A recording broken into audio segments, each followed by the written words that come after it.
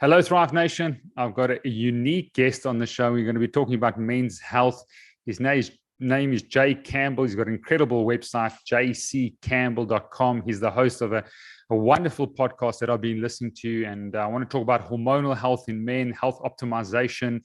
And he's an incredible, just witness and voice in America and beyond. I've been listening to him for a while, and it's a privilege. He's got an incredible backstory that we're going to get to. So welcome to the show, Jay Campbell. Steve, thank you for having me, man. It's an honor and a privilege. Brilliant. I want to raise this quote that's on your website, that's all over. Raise your vibration to optimize your love creation. Tell us a little bit more about that, and what do you mean by that statement? Sure. So, my claim to fame, as you kind of said, in the internet space is, writing on hormonal health, what I call health optimization, way beyond that, talking about fasting and metabolic flexibility. And obviously that also, when you get all that stuff dialed in, it leads you to have a better understanding of like what I call what is, which is, modern spirituality. In the context outside of like what most people have been taught in, religion, and without, offending anybody or, sensibilities or anything like that, spirituality has nothing to do with religion. Spirituality is truly just like having an awareness of, consciousness and the importance of, consciousness being raised across the planet. So in 2019, I went to Peru, for about 13 and a half days. And I was in the Sacred Valley, and I was pretty much just like molecularly transformed being there in the energy and the frequency of the Sacred Valley. I mean, it's not like any other place on earth. Whatever has gone on in Peru has left like not a genetic, but an energetic imprint, that just literally, for people who are attuned to it or open to it, just literally like just changes your frequency. And so when I came back from Peru, which was in the end of July, early August of 2019, I pretty much changed my purpose and mission, which was, originally from helping males and females understand hormonal health. And again, just like disconnecting from what I call sick care medicine and getting into functional health and obviously wellness, to really being more holistic with teaching people the importance of raising their vibration. And really, to not get into an esoteric conversation on what that means, raising your vibration just really means raising your energy to a standpoint or a level of awareness that states that, like, I understand how important consciousness is, across planet Earth, right? Like, this is the consciousness scale, which was calibrated by Dr. David Hawkins. And, it basically tells people or tells, other people through the testing that they use, which is applied kinesiology, like what is a person's energy field, right? So the higher your energy field, the more conscious you are, right? So, I mean, like they have them color coded with the chakras and all that stuff. But sadly, Steve, the majority of planet Earth is like below what is known as the line of integrity. And the easiest way to understand that is like, what is the line of integrity? It means like, are you in service to others or are you in service to self? And most people are in service to self. You have to usually get to a place in your life where people talk about cliche, the dark night of the soul, or you just have to have something happen to you where you realize like what is really the most important thing about being on planet Earth. And, once that kind of experience happens to you, you really get out of serving yourself and getting into serving others. And I have been blessed because most of my life, I've come from a large family. I'm the oldest of 9 kids.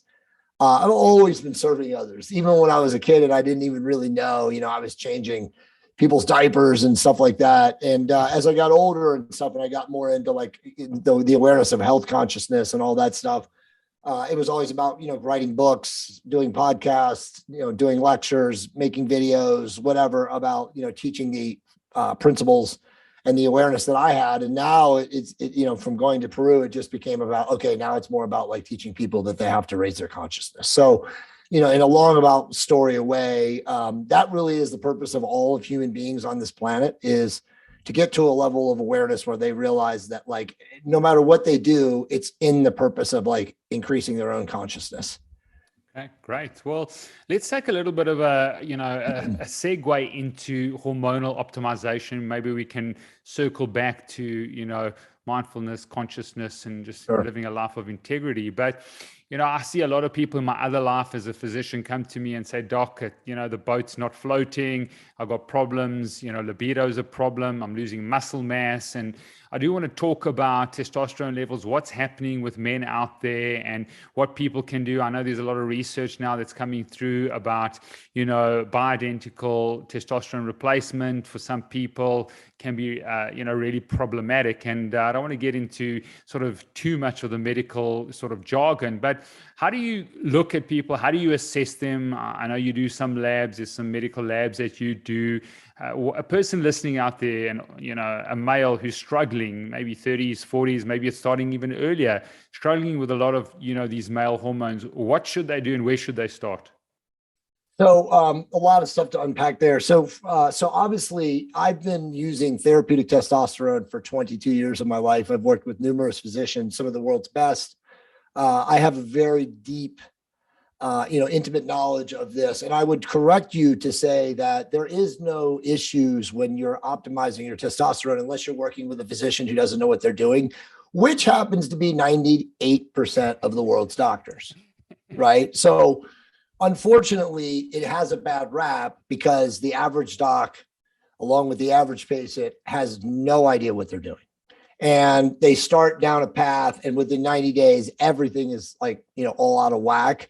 But there are doctors, thankfully, on this planet. There are people like me, who through the process of trial and error, being a self-experimentation guinea pig, have literally, as I like to say, hacked our way to full awareness of this and how to do this right. Now, again, in the world of prescribing medicine, doctors are trying to make money and pay their bills and their mortgages and their kids' college tuitions and all that stuff. So I don't really begrudge them. And, if you look at medical school, they don't teach hormonal optimization, right? There's no money in having hormone optimization or balancing because then they don't have illness and disease, which is literally what funds medicine, So, you're not going to get a lot of people that can actually teach people. But to your original question, you have to have an awareness of your labs, right? I mean, and I'll take a step back.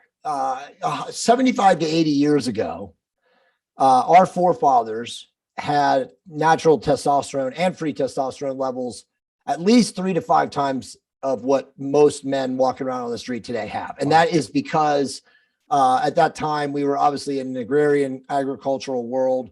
We didn't have modernization. We didn't have plastics, endocrine disrupting chemicals, toxic, particulates in the air. We didn't have blue light pervading our endocrine systems and our biological systems. We didn't have sleep disturbances. We didn't have all of the stuff that is happening now today through modernization, right? So de facto, the breakdown is really just modernization is like decimating human endocrine systems. So nowadays, guys and gals, of course, because we're all really, biologically the same, and for most purposes, are under siege. No matter where you live in the world, especially if you live in a large, population center, you're under siege. Again, from the air that you breathe, the water that you drink, the plastics, the blue light, the endocrine disrupting chemicals, the shit they spray in the skies. I mean, it's very, very difficult to maintain, hormonal balancing or what I like to call optimization in today's day and age. So the only thing you can do, is have an awareness of your labs and, understanding your free testosterone, understanding your total testosterone, understanding your estradiol. If you're a woman, you're also your progesterone levels. But that's the way to truly understand if you're suffering a deficiency. And honestly, Steve, the majority of people are suffering a deficiency for all the reasons I just said. And they go untreated because they go to their local doctor or their primary care physician who has absolutely no understanding of any of this. And, that doctor, again, is going to, like everybody in sick care, is going to treat symptoms. And the average symptom that a man and even a woman reports when they have a hormonal deficiency is brain fog, cognition issues, and then, of course, erectile dysfunction or sexual dysfunction. And so what do the docs do? They just write scripts to treat the symptoms. They write erectile dysfunction medication scripts, and then they write SSRIs to treat the brain fog or the depression, right? Which ultimately, both of those drugs over time lead to a further, issue with the endocrine system malfunctioning. And so it just becomes a nightmare. So the average person today on the planet just does not get diagnosed correctly. But if you're blessed and you're lucky and you work with a doctor who does know what they're doing, and thankfully there are more and more of those guys now out there, growing by the day, of course, males and females, they're going to write a script. I mean, they're going to look at your hormones. They're going to look at your inflammatory factors. And from there, they're going to, make a diagnosis on whether or not you have a deficiency. And again, you're not going to get this type of treatment or care from somebody who is working on the system, right? And when I mean the system, I mean they're attached to insurance payment. They're attached to, the federalized or governmentized aspect of medicine. You have to work with a cash pay physician who specializes in, treating hormonal deficiencies and can then diagnose you and then obviously optimize you with their prescriptions. But to just summarize, if somebody starts this and does this right, and whether they're 25 or 65, and they go on testosterone in isolation, if they're young, really young, and they want to maintain fertility, they have to use another medication concomitantly like HCG or clomiphene or something like that, which stimulates follicle stimulating hormone and luteinizing hormone. There are no side effects. Okay. Now I've seen this in thousands of people for, like I said, 2 decades. But the average guy who does this comes away from his doctor with 18 medications or supplements or, SDHEA and pregnenolone and all these other steroid precursor mother hormone stuff.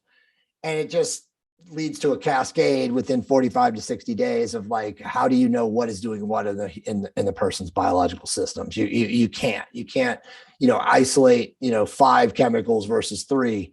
So again, very simple. You can familiarize yourselves with my books. You can familiarize yourselves with the doctors I work with and recommend. These guys are optimizing people, but left and right, in the thousands, if not hundreds of thousands now. And these people are amazing. But, like where you are in South Africa and even in the EU, in Asia, I mean, there are very few doctors that even have a clue. I get thousands of people that message me on social media and say, hey man, can you recommend a doctor in Istanbul, or can you recommend a doctor to me, in Holland or wherever, Scandinavian countries. And I'm always like, no, I can't. I can recommend a physician, in the States or in Canada that can do a telemedicine consult with you that can absolutely help you. But as far as you getting your meds and all that stuff, like, man, it's like the wild, wild west. Yeah. Now, thankfully, there are docs in the UK. There are docs in Germany. There are some other docs now in the international community that are like really getting up to speed on this. And so thankfully, some of those guys I actually get a chance to talk to. In fact, I'm talking to one tomorrow morning who can help people. But by and large, this is a very difficult process. Now, I would also say that you always want to seek to optimize naturally first. But again, it's becoming so contaminated. I mean, if you live in a large coastal population center, a New York, a Miami, a London, any of those type of places, Los Angeles on the West Coast, obviously South Africa, major cities. I mean, it's contaminated. Yeah. There's so many toxic chemicals in the environment, and how do you avoid those? I mean, unless you're super anal retentive, and type A, it's very difficult. I've had people come on my podcast who are really high level docs about this, and they say 5%.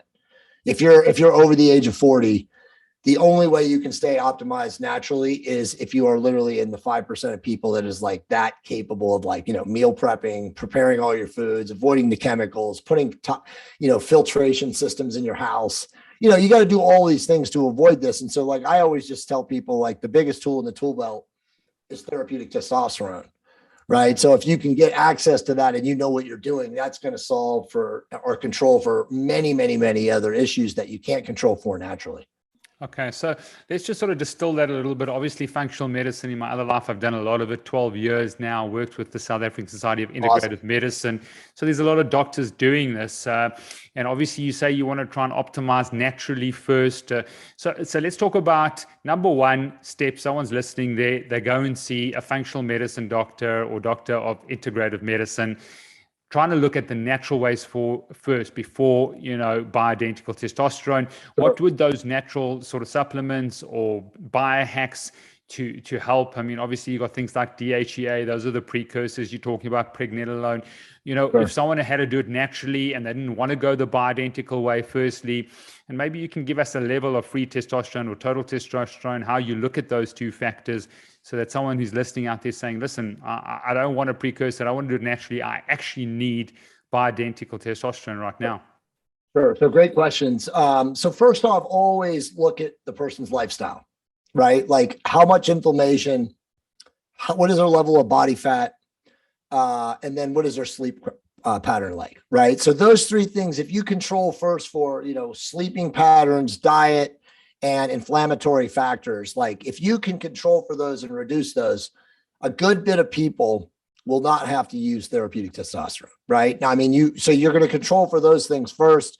I'm a big proponent of metabolic flexibility in diets. I don't get into like arguments about, keto versus intermittent fasting. I mean, I'm a huge intermittent fasting proponent. I mean, I've obviously written 2, best-selling books on it. And I'm looked at, as like one of the experts when you talk about intermittent fasting. And I know all of the, biochemical cascades about autophagy and hormesis and, all the great functional things. But I don't really like to get into debates with people on like what diet is better than other diets, because at the end of the day, I'm sure you can agree is that, remaining metabolically flexible is what's most important, right? Because I always say that you are going to fuel your movement patterning based on its unique energetic demand, right? So if you're a bodybuilder or a fitness athlete, you need muscle glycogen to be replenished on a regular basis so that you can obviously train at an intensity level enough to build muscle. If you're a ultra triathlete or an Ironman competitor, you can absolutely do a ketotic diet and run energetically off of ketosis, right? Your body fat, your stored body fat can, maintain that, intermediate level of moderate intensity that you need for long distances, right? So I like to tell people like remain metabolically flexible relative to your energetic demand. So if you're just a normal person who wants to look better naked, I tell people like you should have some form of fasting a couple days a week, right? Whether that's 18 to 22 hours or you do a whole day of fasting, whatever. Just get your body into those hormonal cleansing pathways of hormesis and autophagy, cellular fumigation. So you can extend your life. So the other thing would be reduce body fat. Majority of people, men and women especially, I like to give rough approximations, but if you're over 20% as a man, you're going to have symptoms of low testosterone, especially if you're holding a lot of that fat in the, center mass, the center adiposity, like right around the belly button, because the more visceral body fat right there, covering the internal organs, the more likely you are to be metabolically dysregulated, right? Like you're going to have insulin resistance. You're going to have a lot of inflammasomes coming out in that gut fat. And as what's the word I'm looking for? I mean, the triglyceride fat, the actual, stored fat in that area is the fat that covers the internal organs and is of course the fat that will lead to, ultimately to the diseases of aging. So the minimal of fat storage that you have in that center area, the less likely you're going to have, a testosterone deficiency, which is ultimately caused by, again, insulin resistance and some form of metabolic dysregulation. That's what causes these issues. So if you control for those three things, again, lowering your inflammation, lowering your body fat, improving your sleep patterning, if you have an Aura ring or an 8-sleep mattress or something that can really track your sleep patterns, obviously you have to, get rid of blue light and, have a sleep hygiene, process at night and of course in the morning. And then, obviously your diet, maintaining metabolic flexibility. If you do those three things, you probably can maintain a somewhat, I don't know about optimal, but at least a normal to above normal levels of free and total testosterone. You did ask about that question. Free testosterone is the only thing that really matters because obviously we have to see what is the testosterone in our body that is being used and utilizable. Obviously free testosterone is unbound, used by the body. Total testosterone is just that, that generalized measure, which a lot of people that you see today will have, I wouldn't say sub, but, above normal total testosterone levels and extremely low free testosterone levels. And that's when they are actually suffering from a testosterone deficiency. But if the physician is not familiar with those two things, they're not going to write a script. And again, in defense of physicians, the system doesn't want people on therapeutic testosterone, right? Like they want people sick. They want people taking the pills that Big Pharma puts out there. So, like you said, being in functional medicine, you have to work with somebody like that who doesn't give a shit about the system, who's not getting paid or reimbursed through insurance and stuff like that. And that's why, I always tell people, like, make sure the doctor you're working with doesn't really care about any of that, because he's not going to be subject to that kind of like, state medical licensing board audit, or somebody just, again, like looking through the patient's paperwork, which they obviously all do when it's insurance, copay. Okay. So, metabolic flexibility, you may be keeping your insulin down to 3 to 5, keeping your HSCRP really low, your inflammatory markers, watching your sleep, you said, which is really important. Then making sure you've got a nutrient-dense diet. Obviously, trying to avoid the phytoestrogens and the xenoestrogens in the diet. So watching that, looking after that. Tell us about exercise. I'm a long distance runner. I'm an ultra distance runner. I've done 11 Comrades marathons. It's the longest race in, that's awesome. It's 56 miles. I've probably run 40,000 kilometers, in the last 27 years. And, awesome. Aerobic fitness and, zone 2 training. What does it do to your testosterone? What type of exercise do you recommend? this high intensity interval training. What does that do to exercise? Going to full failure, in the gym, what does that do to, your growth hormone? What does it do to your testosterone? What do you recommend sort of hacks in terms of exercise is beneficial and then obviously detrimental? Yeah. So, you're a guy that already knows this, that like not high intensity, but ultra endurance events over time suppress testosterone, right? Like, I would say, and again, it doesn't have to be marathons. It can be anything, people that, are biking like long distance or any of these things that really stress the immune system and the central nervous system over time. And again, obviously, yes, our bodies adapt, but it is, you're putting yourself through a lot, right? And obviously, and I'm very familiar with this because my father was one of those guys like you, and I have other people in my family, and I've had a lot of people reach out to me to consult that have had issues over time, being, again, these like ultra endurance energy people. And a lot of them do ultimately end up with the testosterone deficiency. But if you're going to do what you're doing, it's just, again, critical that you're monitoring your lab work, right? Like, are you for vitamin deficiencies, mineral deficiencies, cell toxicology, like there's all sorts of things that you have to look at when you're doing such demand or putting so much of your body under so much of a competitive demand. I would definitely say that a lot of people, doing what you do end up with in their 50s. I would say late 40s into their early 50s, they end up with deficiencies. A lot of women do too. A lot of women stop menstruating. They drop their body fat so low that a lot of like hormonal, dysregulation happens. So again, ultimately, it's just becoming very, familiar. And keeping close tabs, at least getting labs done once a year, perhaps twice, depending on how often you're competing. But go ahead.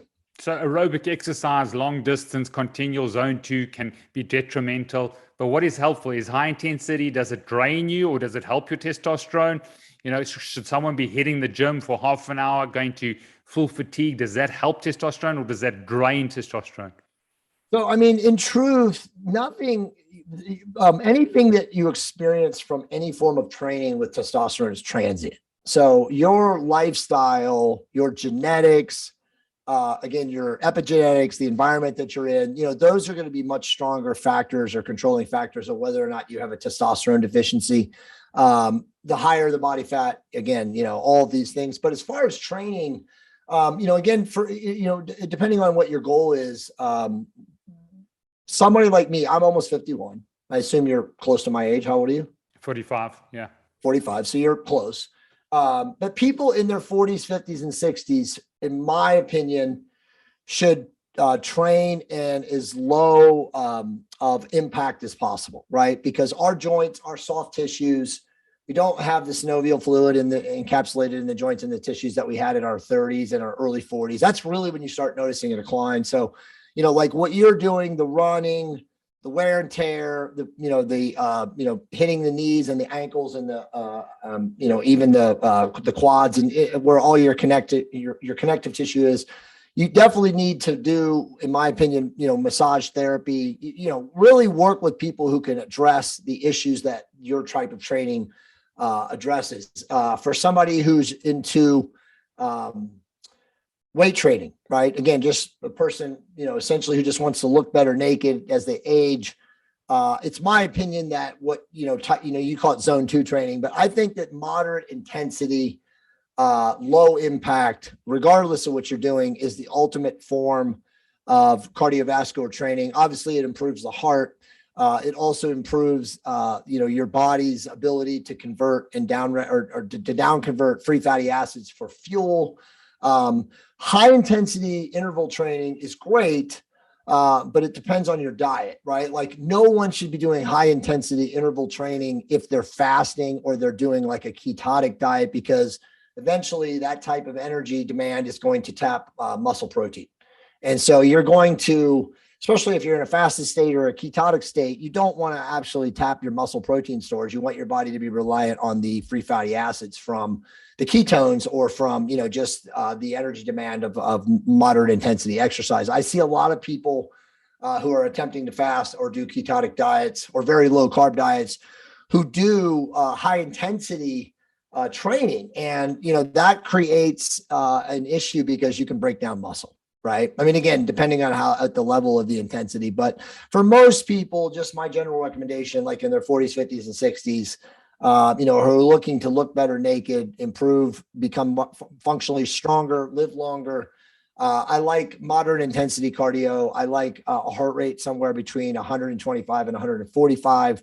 I like, 30 to 45 minute sessions, whether once or twice a day. Again, everything is relative to what your goal is. If you want to get lean, have a 4 to 5, 6 pack or something like that for a summer beach vacation, or just because you just want to be like really super lean, cardio more often is better than cardio less often. Like I always say that 3 days a week of weight training, if done correctly, with, another 4 days a week of cardiovascular training. Like, for example, like myself, right? Like I fast on Tuesdays, like today, Thursdays and Saturdays and Sundays. I train with weights on Monday, Wednesday, and Friday. Normally, 3 days a week is when I train. And on the days that I train, I eat. Okay. So I'm eating obviously controlled, relatively low carbohydrate, but enough carbohydrate, enough to, again, to fuel my training intensity. And my training intensity is varied throughout the year. But back to your original question too, about like testosterone and just people understand that there's a lot of, I would say, misinformation or confusion about types of training affecting testosterone. If you train, hitting the type 2 and type 2B fibers, like specifically, that's the type of way you train. So you're hitting the aerobic glycolytic pathways. You can increase growth hormone, you can increase testosterone, but all of these things are absolutely transient. In every study ever done, there's nothing there. So what I'm trying to say is you can't train in a specific type of way and think that you're going to increase growth hormone or testosterone, to maintain a physique. You would still need to maintain body fat level a certain way. And then I would say, depending on how old you are, really look at your IGF-1 levels, look at your testosterone levels, and understand what you're working with. And if you need, to supplement with therapeutic testosterone or even low dose growth hormone or peptides, I think that it's more than beneficial. Okay, so let's sort of continue that. So firstly, give us a level of free testosterone, because I'd love to get your view on that, because that is debatable in many medical circles. The second thing is, having used peptides in my other life, the BPCs 157s and those things, how important that is in terms of, hormonal health and health optimization or hormonal optimization, and then growth hormone. Where does growth hormone end? There's a lot of people that are using GH significantly, find it far more beneficial than using, therapeutic or bioidentical testosterone. Where do those three sort of, parts, fit together, in terms of the GH and the peptides and then your testosterone? Sure. So to your first question, free testosterone, I mean, it depends on the lab, but, I'm giving you like a North American measurement, like levels above 30 to 30 to 35 are good for free testosterone. Now, if you're on therapeutic testosterone, you could see levels double that. But, ultimately, a level of 35, 30 is right on the cusp, but 35 and higher is the level that you're looking for. Again, if you're looking at like LabCorp or Quest Diagnostics or whatever, I know you guys in the South Africa and in the European community might have a different quotient on how they're measuring it. Yeah, I'll get the conversion. I'll get the conversion for the audience. I mean, whatever the conversion is, but that's where you would be on those two labs. And again, total testosterone not being as important. A lot of guys, again, see a total testosterone level of say 600, 700, even 800, and they'll look at the free testosterone, or sometimes the doc doesn't even pull the free testosterone, and so they, still feel like shit, but the doc looks at them and says, oh, you're fine. You know what I mean? So again, it's probably for this show, for the importance, it's like, make sure you understand the difference between your total and your free, and always monitor for both. Now, to your questions on peptides and growth hormone, I love talking about these. My peptides course is done, and it's being actually configured right now by all the internet marketing gurus that I work with. So that course will be coming out, and I can definitely assure you that it's the best peptide course ever created. We have it's so deep and so in depth, but it's created for lay people, right? Because as you well know, many people read about peptides, they read articles, they go on the peptide research chemical company sites or whatever, and they're like, oh my God, this peptide does this peptide does that. And then they order them and then come to their house and they're like, oh shit, now what? Right? They don't know how to reconstitute a peptide. They don't know how to inject the peptide. They don't know how to determine a milligram versus a microgram. So it's all a mess. So my course that's coming out really does a good job of teaching people, what do you need to really understand?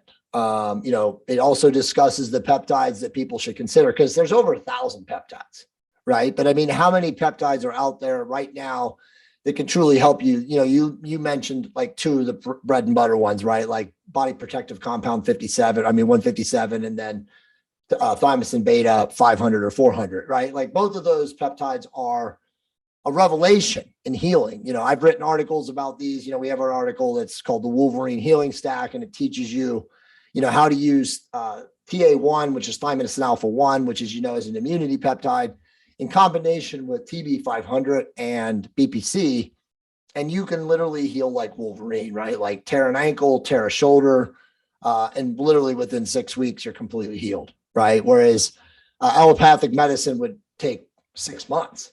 Yeah. And it might not even heal correctly, right? Because if you have frayed nerve or frayed tissue, and you don't have to go in there, somebody's gonna have to open it up and scope it.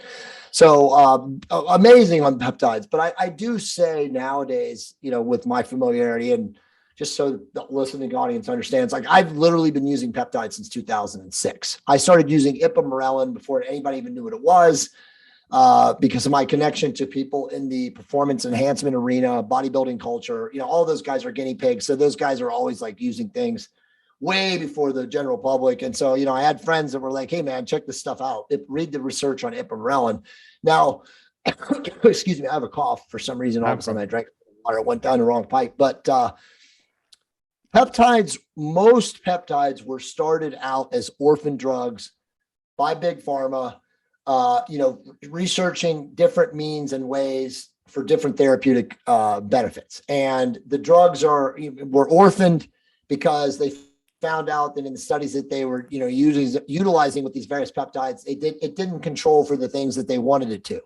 So then it just sits there, right? And then, again, in the performance enhancement scientific arena, people will find these things and they'll say, oh, well, let's try it for something else. So ipamorelin was tried out as this, peptide for fat loss, for muscle, improving sleep, deep sleep, and stuff like that. And then when they started looking at the research, it didn't disturb natural growth hormone release. It didn't also increase cortisol. It did not increase prolactin. So it's this fascinating peptide that when you use it in therapeutic dosages, it doesn't disturb endogenous pituitary growth hormone release, right? So it's this amazing peptide. And again, I started using it in 2006 and 2007. And I had, fat loss, better sleep, it was just a profound agent. Now, again, fast forward to now in 2022, and the majority of ipamorelin that is on planet Earth is probably watered down, reconstituted, muddied, like everything else. So my take on peptides, and I will get to growth hormone because I love talking about growth hormone, is that if you are young enough and your pituitary is still producing ample enough, IGF-1. And again, by the way, everyone, who wants to take peptides, start with growth hormone or whatever, you should measure your IGF-1 levels. Okay. You should not just willy-nilly just start taking all these things. You should always understand like what you're working with endogenously before going down these paths. But a lot of people, today who are older and have too much body fat, again, their inflammatory markers are high, they start the peptide route and they don't really have that much, natural growth hormone flowing through their bodies, if at all anyway. And so taking peptides is worthless. Now, again, a lot of people don't see this, and there's not a lot of people talking about this, but being in the game as long as I have, and I've seen this, there's a lot of people in their 40s, late 40s and 50s who are not in the best of shape. And they don't have high IGF-1 levels, if at all. They have high inflammatory markers and they have too much visceral body fat. And they start taking peptides and they get no results. And they're like, I got scammed. The manufacturer didn't, he sent me bogus peptides. And I always say to them, I'm like, not really. A lot of this is going to be relevant to your cellular health. It's going to mimic your cellular health as the end user. And if you have high body fat and high inflammation levels, you're not going to get jack shit from peptides. I mean, see, this is like stuff that you're not hearing from a lot of people, but, because a lot of guys on the other end want to sell peptides and stuff like that, but the reality is that if you have poor cellular health and you have too high a body fat and inflammatory markers, peptides is not going to do jack shit for you. It's just literally that simple. I mean, if you start reducing those things and start using peptides concomitantly, may you see a benefit? Absolutely, positively, yes. But the average person, just wants to inject growth hormone, ipamorelin or testosterone, we didn't talk about that, and get magical fat loss off the belly, and it doesn't work like that. It's just not a magical agent. Everything is part and parcel to your lifestyle. Are you training consistently? Are you doing the right cardio that we already talked about? Are you metabolically flexible? And are you, do you have a purpose of like reducing your insulin or improving your insulin sensitivity and suppressing your blood glucose? All those things have to come in at the same level of you assessing whether or not peptides are going to do, benefits for you. So to switch to growth hormone, in the last year since COVID, growth hormone has become much more ubiquitous, meaning it's more available. Okay. Like the government used to like look at, people who didn't have a script for growth hormone and using it as like felons, right? Like you can't use clinical doses of growth hormone, but now it's like all the pharmacies in the world, I have no problem speaking about this, are like making growth hormone available to anybody who wants to buy it. Go online and order it, get genotropin, get norditropin. The best growth hormones on the planet are now seriously like available. And I know doctors out there that are like buying these things too, and, recommending it to their patients. Growth hormone, by and large, when it's used in a very clinical dose fashion with a person that has, a substandard or a deficiency of IGF-1, is amazing.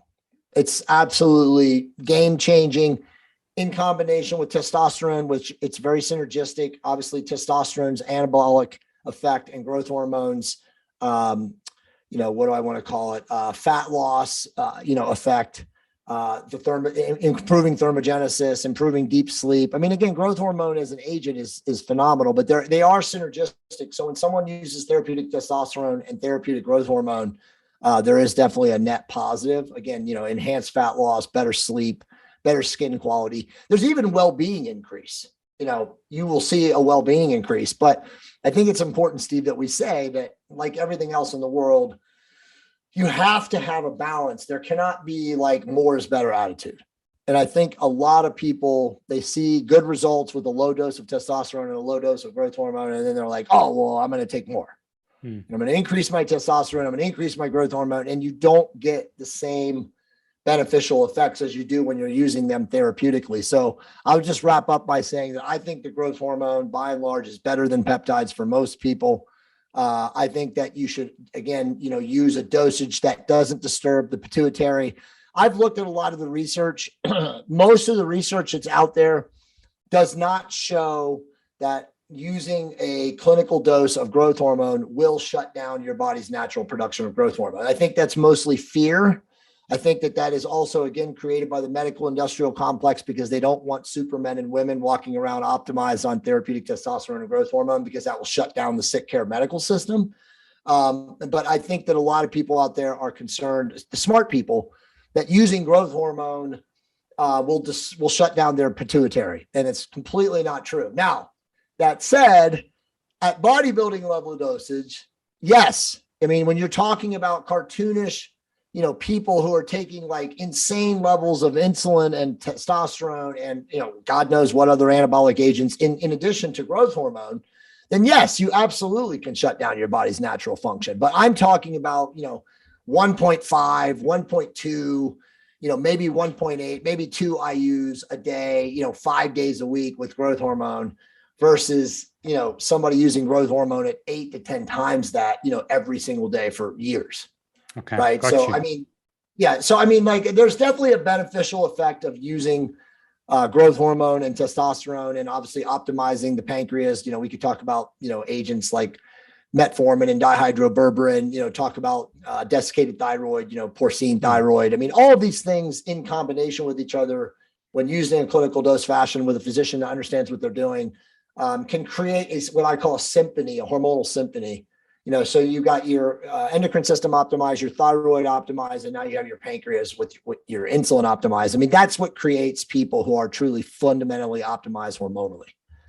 Fantastic. And just give me your perspective on this, because I've got a concern, and possibly there's, the negative feedback loop is not really a concern of mine. But once you start the process and you feel incredible, like some people have, then if they don't continue it or they don't have the finance to continue it, you've seen this in COVID, the pandemic, people have lost their income or uncertainty with income, or now all of a sudden they can't take the GH, they can't take the testosterone, and they start feeling absolutely horrible. Just there's such a big disparity between the way they are feeling.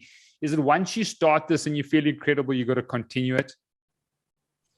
That's the catch-22. So mostly the answer is yes. I mean, if you stop taking growth hormone, as long as you still have testosterone, because remember, testosterone therapeutically is shutting down at some point your body's natural production of it. I mean, is it going to like completely shut it down if you're using a therapeutic dosage? Probably not.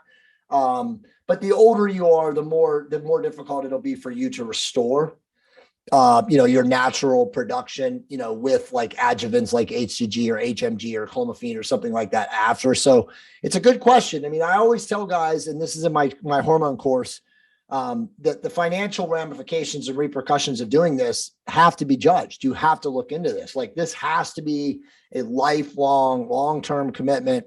Hey, if I go on testosterone to replace, or I hate using the word replace, because why do you want to replace something that's satiating? You want to optimize. But at the end of the day, if this is your commitment to, being the best you can be physiologically as you age, then you have to have the financial resources to be able to afford testosterone. Now, thankfully, it's not expensive, right? Like, yes, a doctor's script for a year is somewhere going to be, $1,500 to $3,000 a year, depending on the doctor. But as I always tell people, especially like in the international community, like if you can procure a vial, a multi-dose vial of therapeutic testosterone, over the counter in a pharmacy legally, it's $50, $40, right? So, I mean, like it doesn't, and $50 is going to last you 3 months. So it's not like it's going to be like, outside of the realm of like not being able to afford it. But I mean, it is a great question, Steve, because people should go into that, with a mindset. I personally think, I'm glad you asked this question, because I personally think that everything you should start low and go slow in all dosages and everything that you ever use to experiment and see what works on you. And then you should also have some time off, not with testosterone, but with growth hormone. So if you're going to use growth hormone, I would literally say use it 6 to 8 months a year. And then the time that in between you take off, right? So you're always allowing your body's natural biological systems, the pituitary, to, get to a place where it's restarting. Now, With that said, I do think also that you will get to an age where the pituitary won't make any growth hormone.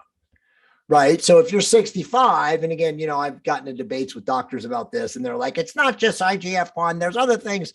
But at the end of the day, if you're measuring everything, there is going to come a time where you're going to get into your mid to late 60s and you're going to have a cessation of natural growth hormone release. And it will be so low that taking any, even if you just take like 0.5 IUs or 0.8 IUs, and I know a lot of older men and women that use that dosage, dude, that's like, they feel amazing with that. Right. So the other good news is to wrap it up is to say that all of these things are coming down in price. I mean, you can get now 36 IU pen of genotropin, a 45 IU pen of norditropin. Again, the highest level pharma grade growth hormones formulations available, Pfizer and Sandisk or Nordisk or whatever, for like, I think, $300. And, that's going to last you 4 weeks. Okay. I mean, at these micro dosages. So it's like, how much is too much for feeling optimal, and living longer and stronger? I mean, obviously it's going to come down to people, but that's right now. So what does that mean in 2 years? And, and I also like, some of the things I talk about with my consciousness stuff is that we are entering a golden age with biomedical technology. So there's so much more stuff. I'm speaking at the Biohacking Congress in March in Las Vegas, and I may speak at June in Boston and Miami in October. It depends on how the turnout is, because I don't like speaking in front of nobody. But, these guys are like a nice startup, or, they blew up last year and now they're really pushing it out to the year. I don't know how many people are going to travel in this day of COVID and stuff like that. But I really love going to those type of things because the technology, Steve, that's coming is incredible. I mean, we are witness to so many emerging things, but they're pretty much on the down low because, again, modern medicine and big pharma does not support this stuff because all of these things are going to damage the money train, for, allopathic medicines and prescribing those things. So I personally think that in the next 5 to 10 years, we will see a greater increase, not only in technology, but awareness that we probably have seen in the previous 100. Sure. Brilliant. And let's move on to skin rejuvenation, your peptides. I know you've got a skin clinic. Let's also look at, a lot of guys have lost a lot of hair loss. I don't know if you want to talk about peptides there. I don't know if you want to talk about things like PRP or stem cells, or what you feel in terms of men that have lost hair and how they can improve their skin. I know you were on the Ben Greenfield show talking about your product. I can't remember the name, Oxana or something like that. But tell us a little bit about skin rejuvenation, repair, peptides, and so forth. So for sure. So so for my, just for the purposes of saying that, so my company is Seir Custom. It's ASEIR custom.com. People are like, what the hell does that mean? It means the old gods in Norse. But anyway, stupid name, but it's perfect because we can't get a trademark challenge, right? Because nobody has that name. But we manufacture 5 products now. 4 of them are what we call cosmeceutical peptide-based formulations. So they're proprietary. My co-founder and my partner is a brilliant peptides formulator, 23 years in the biopharma space, genius. And he understands how to produce a supplement. So when I say a supplement, meaning this can be sold over the counter. It does not have to have FDA regulation or approval.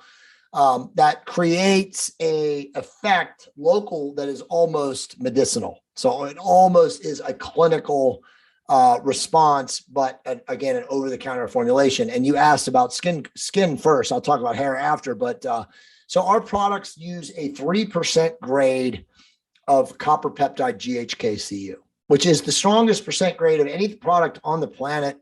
Again, outside of clinical, because there are physicians out there that do prescribe copper peptide GHK-Cu and injectable formulations, peptides that you can get in that way. When you inject GHK-Cu, it stings to high heaven, and that's because of the histol arginine that's in GHK-Cu. But without getting into that deep esoteric, discussion, our formulations, we have a serum and a cream, and if you put them on your face, they are absolutely revolutionary. In fact, I will put our skincare preparations against anything on planet Earth, including like the higher end Rodan and Fields, La Mer, Estee Lauder, the high-end cosmetic companies, because again, majority of those companies are literally, as we like to call them marketing companies. They have all this brilliant packaging and coloring and impulse buying stuff that they get women to buy. And they obviously have high-end name brands and stuff like that. So people think that, oh, well, that must be the best product. But then when you start looking into the formulations and you start looking into the particulates and the ingredient lists, you realize when you're knowledgeable that there's nothing in there but, like I like to say, is like lint and carpet dust. But our stuff, when you put on your a male or female face, depending on your age, depending on your cellular health, because that's the most important thing, as I said earlier, is that peptides mimic the cellular health of the end user. So if you are a steaming pile of dog shit, right? You're basically a dumpster fire cellularly. You're not going to get anything from peptides. If you think you are, you're just being scammed. You don't understand how they work. But if you take care of yourself, like you, like me, like millions of other people on planet Earth, peptides are ingenious, whether they're topical formulations or injectable. But our stuff, if you put it on your face, it is amazing. I mean, it feels like you're putting on an emollient and a barrier to your face. We have tons of MMA fighters, full contact people who spar, they use the gi, it rips their face to pieces. You put on the serum and cream, and literally within 24 hours, the nicks and the cuts and the abrasions are healed. It really is a profound, difference maker. And then from the cellular regenerative effect or the rejuvenation effect, we have literally now hundreds of thousands of older women, aging women who use it to drop the fine lines, drop the wrinkles, just improve the overall effect of like what they want as they age, right? Like they want their face to look better. They want to have less wrinkles, less fine lines, all this stuff. It improves elasticity, collagen formation. And the way it works, just so people understand, is we call copper peptide GHKCU the sham wow of peptides, because if you go and you Google it and you start reading about all of the various benefits and enhancements it does to the cells, it's just unbelievable. The primary effect of GHKCU is the angiogenic effect, which is essentially the ability to stimulate red blood cell formation in the skin, right? So in the local dermal level of the skin on the face, it improves red blood cell, which ultimately, for people out there who don't know what that means, it just essentially, it mimics a younger cellular age, right? So like when you had your perfect, most, full skin, supple skin, you were probably between 16 and 19 years old as a woman, and a man, you're probably like 19 to 22. So it mimics that level of cellular health. And again, depending on your cellular health, if you have low inflammation, low body fat, you take care of yourself, you eat right, you don't have a lot of cytotoxicity, it will dramatically improve. And again, I tell people all the time, go on our website and read the reviews of the people that use our product, and they're just like, oh my God, I threw everything else away. I mean, we have thousands of those type of reviews. So that's for the skin. For the hair, we have a product, as you said very well, Oxano. And we're now currently in the second formulation. The third formulation is coming. But Oxano Grow version 2 is a 2-phase formulation of copper peptide GHKCU, serum A, and then serum B is nanomolecule carbon 60, but it's in a grapeseed oil extract as the carrier oil. And it's very, very thin, very, very texturized. So essentially you put serum A in first, which again is the GHKCU, you massage it into your scalp. Okay. You let it sit there for maybe 30 to 40 seconds. You can use red light, which we can talk about, to increase the angiogenic effect. And then you put the serum B in, which is just a spray. You also massage it into the scalp. What's important for people to understand about hair loss in general, and this is all new stuff, as you heard on the Ben Greenfield podcast, we now know 100% unequivocally, conclusively, the hair loss is caused by blood flow restriction to the scalp, not DHT inhibition or all these other bullshit, big pharma reasons that they've given people for 30 years. Of what causes hair loss. Hair loss is caused by blood flow restriction to the scalp. Now, Steve, the problem is there are 100+ things that cause blood flow restriction to the scalp. Toxic chemical exposure, mold exposure, stress, poor sleep, shitty diet, high levels of systemic inflammation, high levels of topical inflammation. I mean, dude, if you sit in a cubicle under white incandescent HID lights, that fucks up your hair follicles too. I mean, it's just, again, the modernization of everyday living is now hazardly, or is a hazard to basically all of our hair and skin, processes, the cells. So, I mean, like, you see a lot of people who are in amazing shape who lose all of their hair at 17 or 18. And the reason that is, I mean, it's multifactorial, but the reason that most of those guys lose their hair, and now women are losing it too, is because they're serious stress cases and they're sweating and stressing literally through the area of the scalp. So now they have no blood flow because of the stress, right? So now they have tons of topical inflammation, like, again, localized inflammation. And so all the hair falls out. There is a genetic, obviously, correlation, androgenic alopecia, angiogenic alopecia. We know about these things. It's diagnosed from the mom side of the family. I have genetic androgenic alopecia. My hair was gone. This is literally the regrowth from my product, right? Wow. I have not put, and by the way, for full disclosure, we launched our product in June of 2020. Version 2 was launched in November of 2020. And so I had all last year to use this product, but actually our product broke, or the bottles broke, and I didn't actually have any of the product to use until March of 2021. So this is regrowth from till March till September. So this is like 4.5 to 5.5 months of use. And since then, I have not used it at all. And my hair is completely regrown. Sure, it's still somewhat thin. There's still some areas up there that's not, thick, but I was essentially bald. Okay. I still had active follicles, but it was so patchy and I had areas that were horrible. So, but this is the regrowth. So Serum A and Serum B can absolutely regrow hair. What is the percentage of people that will regrow their hair? I'd say it's probably, again, in people who have active follicles on their scalp, it's somewhere between 70 and 80% of men and women. It works better in women because women have mostly hormonal related hair loss versus androgenic and stress case hair loss, which is where guys get it from. As you know, men are so preoccupied with not losing their hair that they just freak out and they stress themselves into losing more and more of their hair. It's like, it's hair loss in men is one of those deals where it's like, the more they think about it, the more it happens. The more they stress out about it, the more they manifest it happening, right? So it's like with women, it's mostly hormonal related. It's perimenopause, postmenopause, menopause, and it starts shedding, it thins and all that. So this product now with the angiogenic effect of Serum A by the way, I didn't say what the Serum B does. Let me just say real quick, the Serum B is a molecular sponge. So carbon 60 is a very powerful antioxidant. It's almost a super oxidative dismutase. So when you use carbon 60 into the scalp, it pulls out the micro contaminants or what would I call it? The inflammatory things on the scalp from being in the sun, being in incandescent light.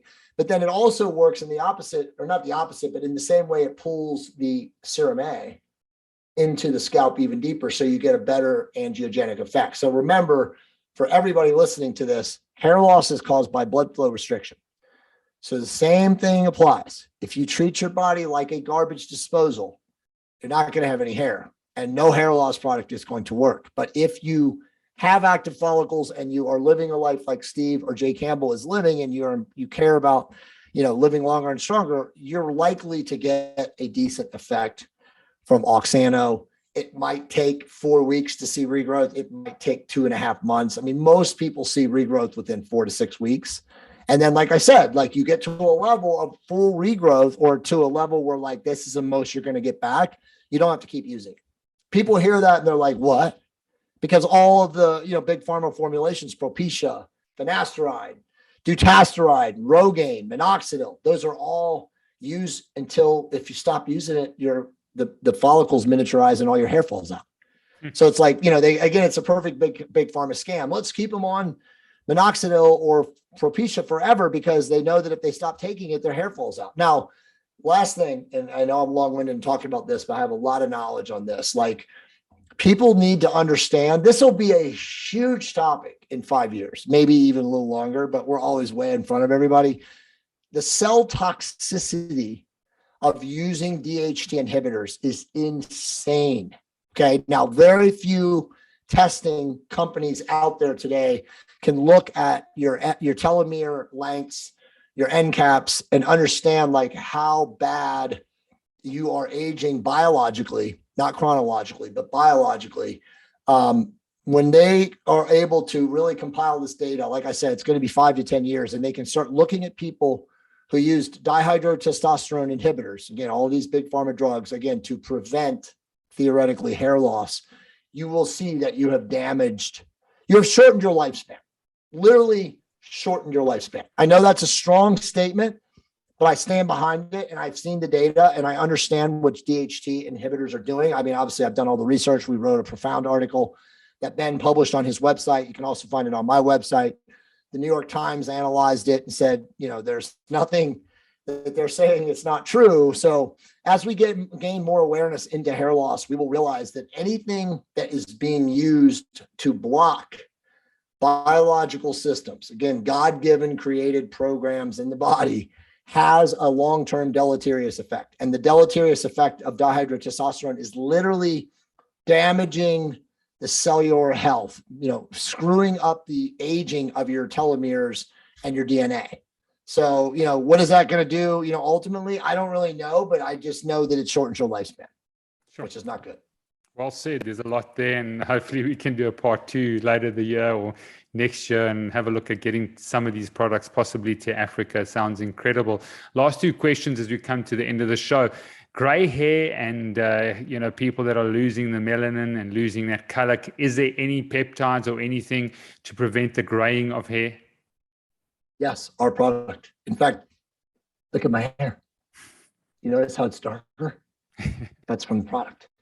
So GHKCU, again, in the histidyl glycine aspect of it, over time will darken to the natural root. Now, does this happen in everyone? No, but it happens in a lot of people. And again, we have probably 50 or 60 reviews on the site right now. If somebody goes there and looks around and reads about them, that's like the secondary effect. They're like, oh my God, I regrew my hair, but now it's even darker. A lot of women see an increasing to their original, like a dirty blonde or a dirty brown root. Obviously a lot of women are coloring their hair, so, they're more apt to notice those kind of things. But for sure, 100%, there are other peptides that are in the pipeline that will also darken the root. But this is a very known effect of copper peptide GHKCU, that it will darken back to the original root. So that's just a secondary effect of using our product. Brilliant. Now, the last question that I ask all my guests who've had 90 shows is, over many years of being a health coach, and obviously my other life as a physician that I sort of, I don't want to get into, but a lot of people battle to sustain their transformation, Jay. They start up, they put things in place, they lose the body fat, they take the supplements, they're metabolically flexible, their labs are a lot better. 6 months later, they're feeling better, they're moving better. The diet's really, really tight. There's fasting in place. But many, many times, in fact, I think the research shows about 80% within probably a year, maybe 2 years, they're back to their old ways. They're back to their old habits. Give us some key sort of handles or tips in terms of helping people sustain their transformation. Beautiful. Great question. And by the way, I'm blessed and humbled and honored to be here today. You ask amazing questions. I actually want to be like, dude, let's talk about medicine right now. You're like hiding. You're like the doctor behind the script trying to be like the podcaster. But I know you're very, very intelligent. So this is awesome. I'm really grateful. So it's a lifestyle. You know this, Steve. I mean, this is not a 6 month, 12 month, 18 month, adaptation. This is not like, so I'll take a step back. Like in my course, I tell people at the very beginning, because a lot of people financially are like, I can't afford to pay a doctor. You have to look at this from a standpoint of you can't not afford to pay a doctor or your health practitioner or your functional medicine person or whoever it is, your trainer, your deep tissue massage, active release technician. Between $3,000 to $10,000 a year is what I say. I don't care whether you make $500,000 a day or you're a $45,000 a year cop. Okay. You have the ability to go into your life at your economic range and determine what is a necessary expense and what is not. And when you really start pulling back the onion or peeling back the onion, you will see that giving $3,000 to $10,000 a year for your functional health and your longevity is like a pittance to pay over the life. Because Steve, as a doctor, you know this, and I say this to people sometimes and they get really pissed off, but it's the truth. One coronary event is $100,000 minimum out of your pocket. I don't give a shit what your benefits are. You know, people don't understand this until they deal with it. So it's like, you can't not afford to become the proactive scientist of your own health. And that means doing your labs every year. There is no doctor out there anywhere that is going through your medical records, you know, giving a shit about your personal health. You are the proactive scientist of your own health. You are the only person capable of making these decisions. So it's like, go in with the mindset of like, okay, this is my lifestyle now. I have to monitor my labs. This lifestyle changes that I'm going to get, that's going to benefit me and it's going to make all these. This is now how I live my life. You know, like, for example, like with me, my lifestyle is I fast 4 days a week, but I have a family, I have kids, I have responsibilities. Life gets in the way. As you know, it's like, how do I set up my diet so that if I want to enjoy / relax on the weekend, I can? Well, it's simple. I know that on Saturday night and Sunday night, I'm going to be with family or friends, or I'm going to indulge, or I want to do that. So I'm fasting up until that meal, right? And that's my lifestyle. You know, just as today, I'm not going to eat until I'm with my family, my daughters and my wife, until later tonight. That's just how I live my lifestyle. There's nothing that gets in the way. I don't have to meal prep. You know, I don't have to spend all this time. So it's, again, I think it's very simple. It's, first off, it's a commitment to the lifestyle. This is not a diet. This is not a short-term intervention. This is the way I am living my life to be longer and stronger. And now around that, understanding that, how am I going to live my life so that boredom, you know, is not the way, right? Because as you know, like, you know, living a Spartanistic meal prep, you know, always eat chicken and protein and broccoli, you know, that's absurd. I mean, nobody wants to live a life like that. So again, create your lifestyle around the life that you want to build in this, you know, fully optimized existence. And I think it, for me, and again, it's just simple and I'm just giving what I do, but for me, it's just choosing to insert a fasting protocol, whether it's 2 days. And again, I say this all the time too. A lot of people, all you have to do is fast 2 days a week, fast on Tuesday, fast on Sunday, you know, go 18 hours. You know, if worse is like 17, 16, I mean, you know, I didn't say this in the podcast, but I should. The research shows that real fasting is between 18 and 22 hours. That's when autophagy and hormesis happens, not 16 or 15 or 14. So it's like, you know, if you're obese and you need to mix in less calories, then sure, 14 to 16 hour non-eating windows are great. You'll lose body fat. But if you really, truly want to get the anti-aging, long-term, the cellular enhancement, the DNA effect of fasting, you have to install hormesis and autophagy. And we know that scientifically those come between 18 to 22 hours. So that's, you know, in a long way, insert fasting into your lifestyle. Know that this is now how you're going to live forever. You want to be strong and functional and lean as a grandparent. You can bend over, pick up your grandkids. You want to be able to take your wife or your girlfriend or your boyfriend or whatever when you're in your 70s and climb a mountain, right? Like, I mean, you're not going to be climbing a mountain if you're inflamed, you know, have too much body fat, metabolically dysregulated, because as you know, in those, you know, now in your golden years of your 60s and 70s, you're going to be taking 20 pills every day and sitting in your house. Well, great. Jay Campbell, what an incredible podcast. So much value there, GH, and looking at your peptides, looking at testosterone. He's going to be at the Biohacking Congress. The Made to Thrive community has got some free tickets. So head to Instagram to Steve Stavs or send an email to connect@madetothrive.co.za. jccampbell.com, incredible website. His podcast is just filled with a lot of consciousness, a lot of testosterone, a lot of health optimization, some incredible guests. I declare blessing and favor over you, Jay, that you would thrive, that your purposes and your plans, you would live them out, that you would have an inheritance of transforming people's lives, that you would be at a level of consciousness that would serve, and that you'd be filled with much meaning and much hope in this crazy world, which we didn't get to. And your question that you asked your guests, what's happening in this world today? But we didn't get there. Thank you so much, Jay. It's been incredible. I don't know how I can connect with you. Maybe we can just stay on the call and I can get your email, maybe looking at these products, bring them over, test them out here in the African market. That would be incredible. Yeah, Steve, honestly, I'm humbled and honored to have be on your show. I'm absolutely going to ask you to come on my podcast because I want to talk about your medical background and convert it over. Because look, man, it's awesome that you are who you are. Very truthfully, I don't speak to a lot of physicians that are as knowledgeable about you, about the world outside of the allopathic world. So yeah. I definitely want to talk to you and, get your personal intake and bring you on the Jay Campbell podcast. So absolutely, when we end, I'll get that information from you.